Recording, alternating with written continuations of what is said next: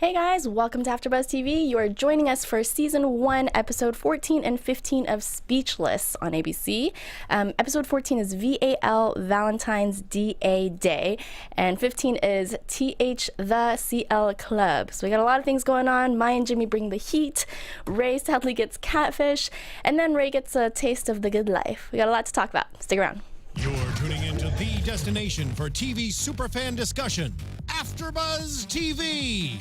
And now, let the buzz begin. Yes.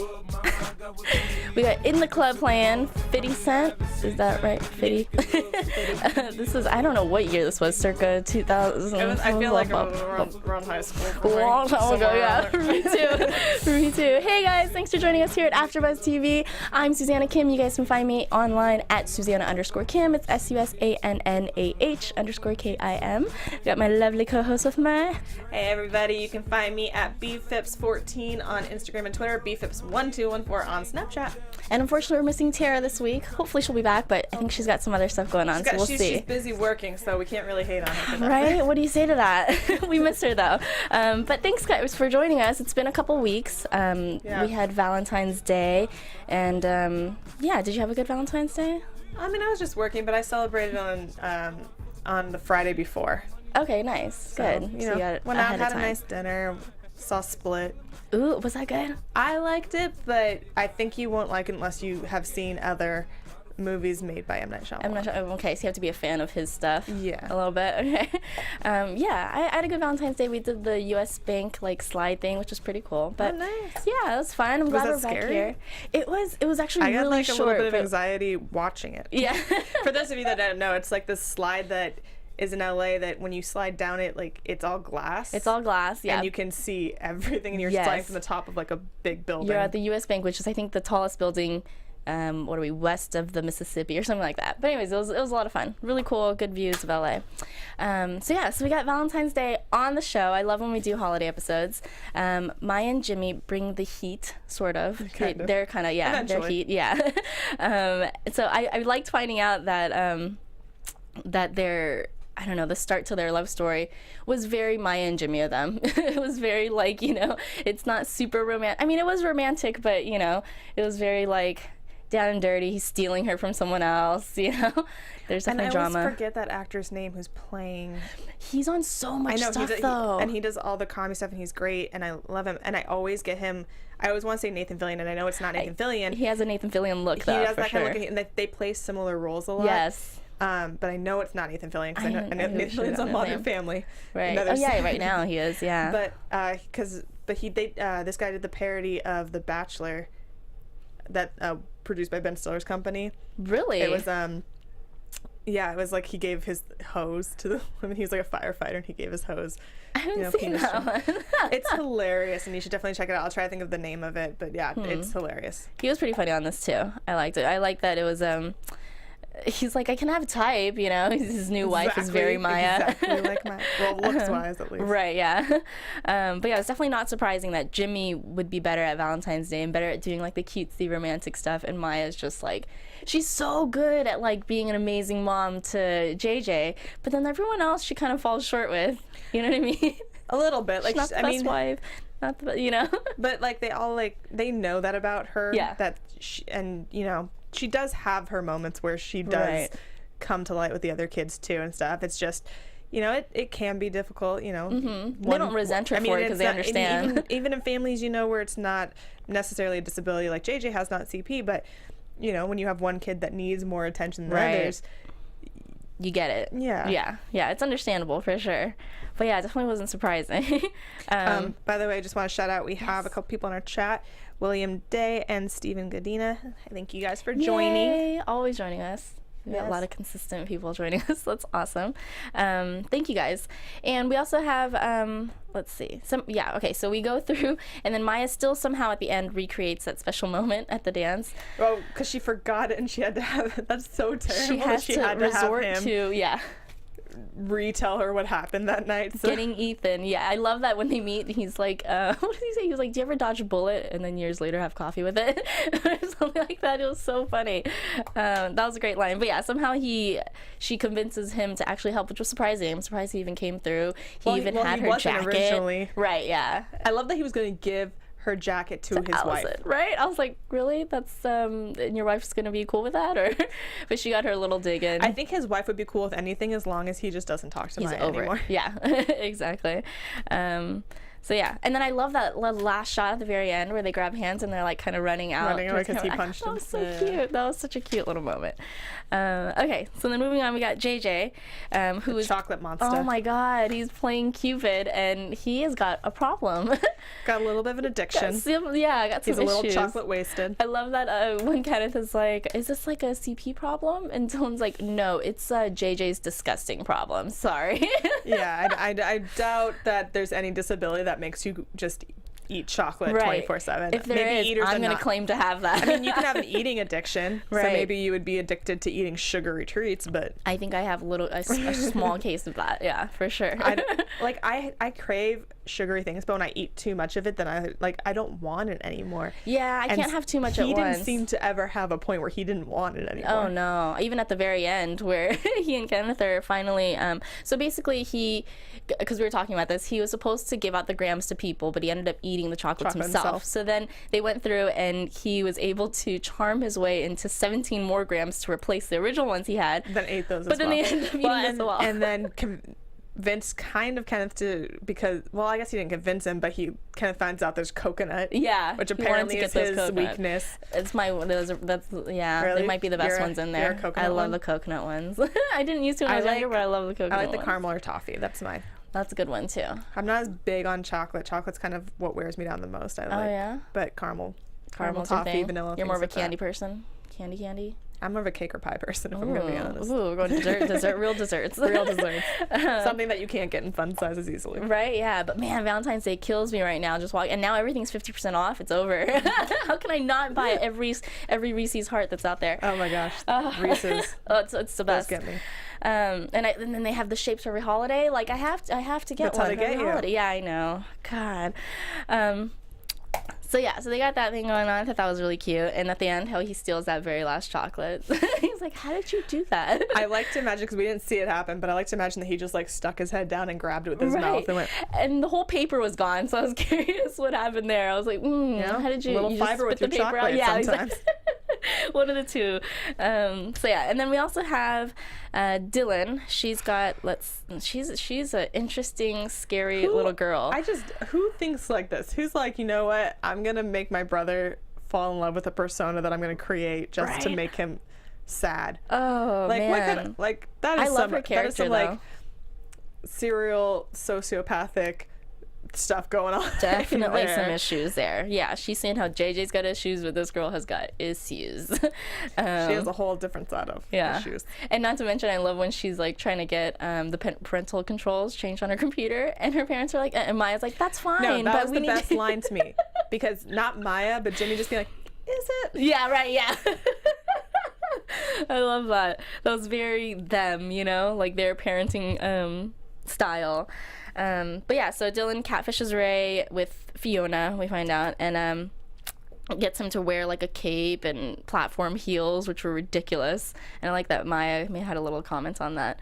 But yeah, was it just me, or did Dylan sort of fess up really quickly when she finally admitted as Fiona? And then he I don't know, she was like, yeah. She did admit quickly, but like he was very upset. He screamed into the pillow, yeah. And then she immediately was like... I just was more disappointed in the fact that she asked him, how do you break up with somebody? Tell them you moved away. Right, yeah. I'm moving away. Like, okay, he's supposed to be like the smartest one of them all. Right. And he can't figure that out. You think he would have gotten it right then, That might have been a better little reveal. I was like, Ray, I wanted to feel bad for you on this and be like, why do people have to keep picking on him? But you're making it way too easy for everyone to pick on you. Right? And then even at the end, when he is trying to dance with that girl, the girl straight up's like, no. And she's pretty nice about it, but then Dylan just gets weird. I always feel bad. I feel like whenever any of these kids get up the nerve to ask a girl out or a boy out or anything within that realm, they get shut down. Yeah. I noticed Like, not once has it worked out for any of them. I know. Yeah. I mean, I guess that's very DiMeo of them, but yeah, I mean, it would be nice to have a little bit of success. It seems like somewhere. Maya doesn't have that issue of people turning her down. She had too many people coming after her. That's true. They didn't get their mother's charm in that. Right, but the rest of them are just they don't have a British accent. Must be what it is. They don't have that charm. And I love at the very end, real quick, the photos that Jimmy's making. Jimmy's present. Jimmy is by far the best present giver. So sweet. And then at the very end, how Ray's like, I'm not in that last one. Do I die? That was cool. I love that. I don't know. So funny. Like, she thought it was romantic, and I mean, obviously they know each other, but I don't know if I would have found it romantic if, like, even if I wasn't aging, if my boyfriend or husband was aging everyone in my family around me and be like, I don't want to see this. This is just making me depressed now. Yeah, right. All right, so then we're going on to episode 15, The Club. I like how they introed this episode with the personalized handshakes. It reminded me of that video. The video, yeah. I was wondering, I was like, did they film this after? They must have filmed it after, right? I don't know. But I feel like that wasn't that long ago. It wasn't that long ago. The video was pretty recent. And I assume they had to have shot this like a couple months ago, I would think. So yeah, I would think maybe they did a really fast reshoot of something to maybe I was like, just no, because then they used it in the rest of the episode. But I don't know. I thought that was funny. It reminded me exactly of the video. I was like, what came first? You know, the chicken or the egg. Yeah, it's totally that situation for me. I was thinking of it the whole time. So that was cute. And then I love seeing JJ's like sled rebels like crew going on. We haven't really seen JJ Apparently with like some friends. Though. Yeah, no, they're not. But 7-0. Yeah. But we meet one of his friends with like a robotic reader thing. I don't know what you call that exactly. I don't know. It was very, I don't know what the name is, but it's Stephen Hawking-esque kind of thing. Right, exactly. So he's got one of those readers, but then I like in the get-go how JJ knows. He's like, no, I like the human touch of it. So we kind of know that maybe this was an option before, but something that they've chosen not to go with. So I mean, like it does seem like the easier option between the two. Right. And I would kind of think it sort of, gives a little bit of independence. Well, and you could still, have an aide and have that human contact with still having your own voice. Right. So, I mean, I'm glad that obviously, like, we need Kenneth there, and the show Speechless wouldn't be speechless if he had a voice. But, I mean, there is a way. I think that he still could have that aide and that voice at the same time. He doesn't need to really give one or the other up. But totally. I do enjoy hearing Ken's voice, so I'm glad it turned out the way it did. Yeah. I mean, we see for a second they have their first fight, and then he actually does get the reader, so we kind of see what it's like with the reader instead of Ken. And I guess Which I am totally on Ken's side during this fight. Like, that, you can't just expect if someone works for you, like, that they can just drop everything and do whatever you need to do when you need them to do it. That is a little bit selfish on JJ's part. Totally, yeah. And selfish of him to not necessarily even understand once he tried to talk to him about it. Yeah, acknowledge it. You just went behind his back and kind of not fired him, but sort of like retired him for a day, you know? You made him that thing had everything. Yeah. It had sound effects. That was awesome. You could do whatever you wanted. I love the accents. But they do realize that with Dylan trying to like fill in with the handshakes and stuff, it wasn't exactly the same, and then surprising that Dylan was the one to sort of mend the relationship in the end. Well, I think she mended it more so because she was tired of hanging out with Kenneth. But yeah, maybe that, they're like, we keep ending up alone, and she still has that broken arm. She does, yeah, but they acknowledge it, so man, that's going a long time. Okay, and then we also have on the other end, we got Ray, who finds a little bit of the sweet life or the good life. This was just like, this is one of those instances for the show where it's like every character that usually doesn't get their way kind of got their way this episode, but then abused it. Very true, yeah. Like, we've always seen Ray get picked on every episode, no one ever giving him what he wants, and he's finally getting it, but then... Finally see him happy. But then turns around and just goes behind Maya's back for this tennis tournament. And, it was similar with, like, JJ and Kenneth and,